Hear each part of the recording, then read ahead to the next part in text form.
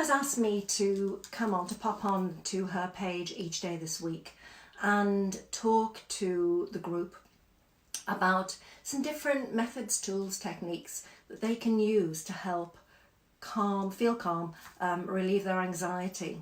Because obviously with the situation, without going into any details, everybody knows what's going on. There is a lot of anxiety, fear and stress around. And it can very often feel as though your emotions are controlling you rather than you being able to control them. But some of the methods I use and have been using for many years really do work. They're very powerful techniques that can help you to take back control, first of all, of your thoughts and then of your feelings. Because every feeling, every emotion starts with a thought. So over the next few days, each day until Friday, I'll be popping on around about the same time. Might be a little bit later on Friday because Sue's got something else going on before me.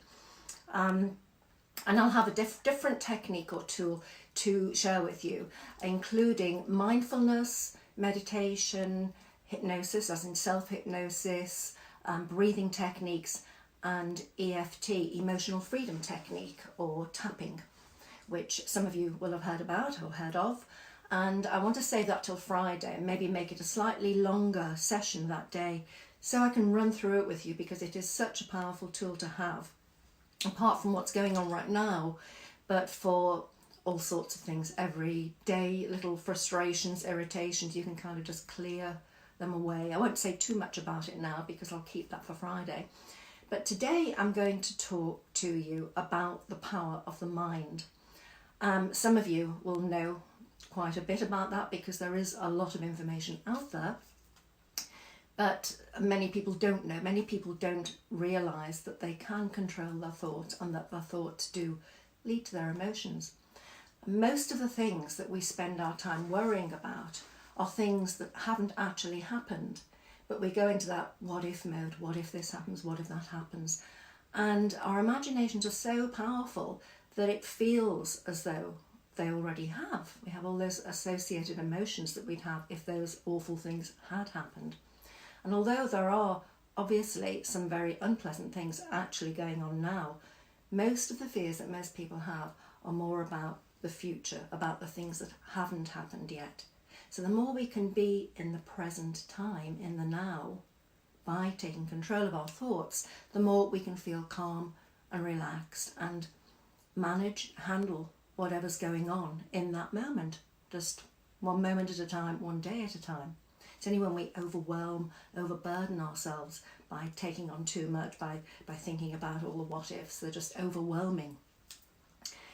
So we have about 65,000 thoughts a day, which is an absolutely huge amount, I'm sure you'll agree. Our minds are just constantly, our thoughts are constantly going round and round in the background in our subconscious minds, which is the subconscious mind is 90 to 95% of your mind, and it's always there, always present, taking stuff in, bringing things up, pushing stuff down, incredibly powerful.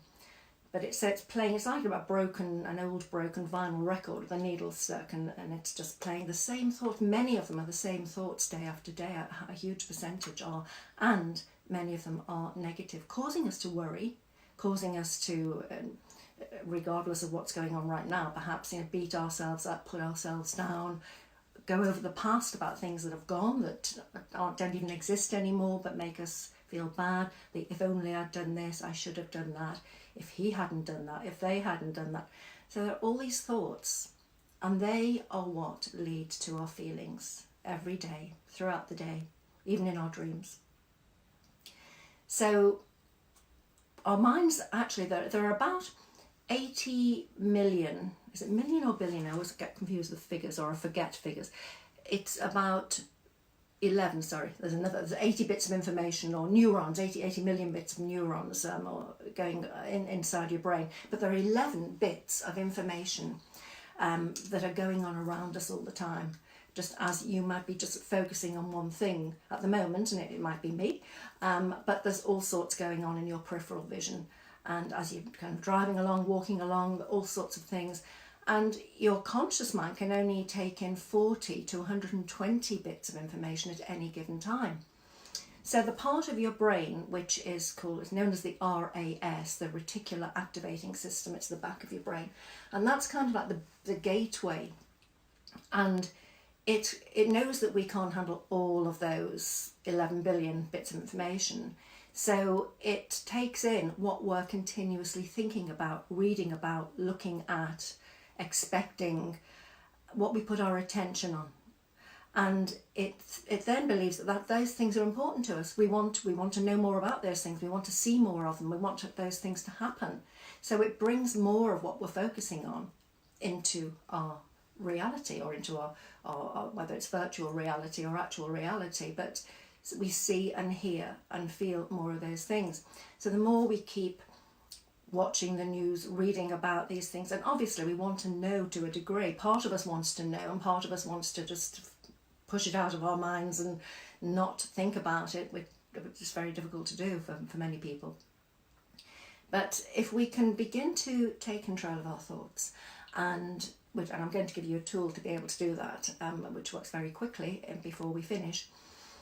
Once we can control our thoughts instead of letting them control us, then we do take back control of our lives, and we can just command those thoughts that we don't want to have to stop.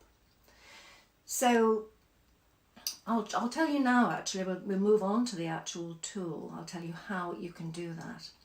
And it involves a very simple rubber band. So obviously there's nothing magical about a rubber band. However, the results you can get from popping this rubber band around your wrist are, or can be, certainly quite magical, or seem quite magical. And if anybody's isolated and hasn't got a rubber band in the house, maybe you have a hair bobble or something that you can pop around your wrist that's not normally there. A bracelet that you always wear, like I always wear this one, that wouldn't catch my attention because I'm so used to it being there. But something that's not normally there will catch your eye. And so whenever it does catch your eye, so you're just doing your thing and you just happen to notice it, and it's actually there to remind you to just pause and check. Just check what's going on up there. Notice what you're thinking. And if it's negative, then you absolutely don't want it to be there. You don't need it. It's not helpful in any way, shape or form. So you quickly command it to stop. You just say stop very firmly, preferably in your head if you're walking down the street, or you might get some strange looks. But just do that, and then just give the band a little ping. It's not about hurting yourself or punishing yourself. It's just a little physical sensation as you give that command. And if you do it firmly, and you need to be firm, it will stop in its tracks. Then you go back to doing what you were doing, and it'll come creeping back in because it's not used to being stopped. But it's a bit like training a puppy.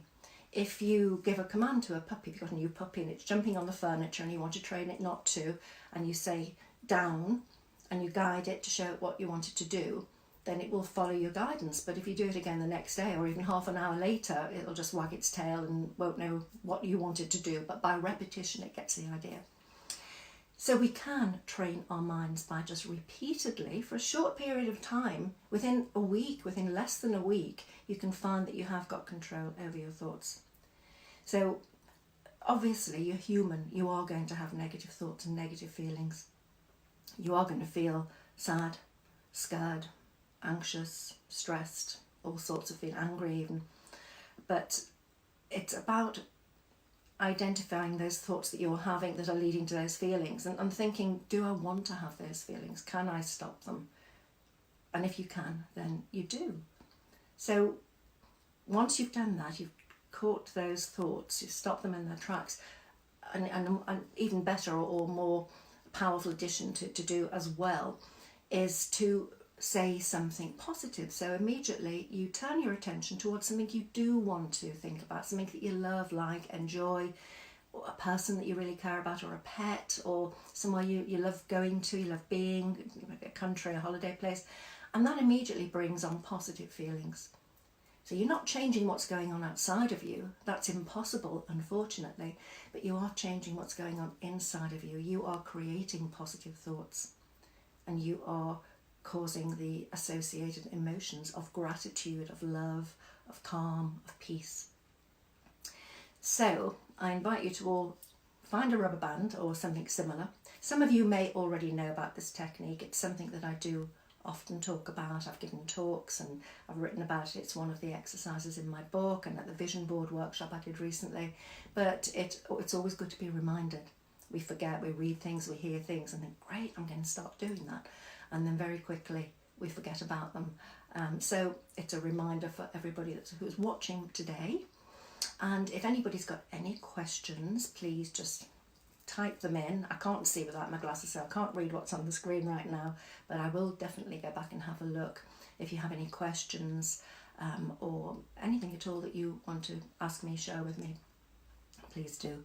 And I'll be back tomorrow at 2, and we'll be looking at mindfulness. It's taking what we've talked about today. That is kind of a mindfulness tool, because when you see the rubber band, you notice your thoughts, you're present, you bring yourself into the present rather than just going off in your head into this virtual reality.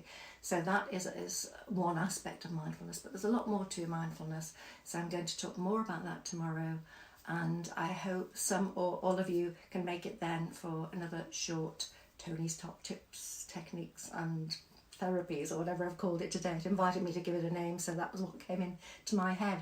So thank you all for being here and for listening, and look forward to seeing you again tomorrow or very soon, if not.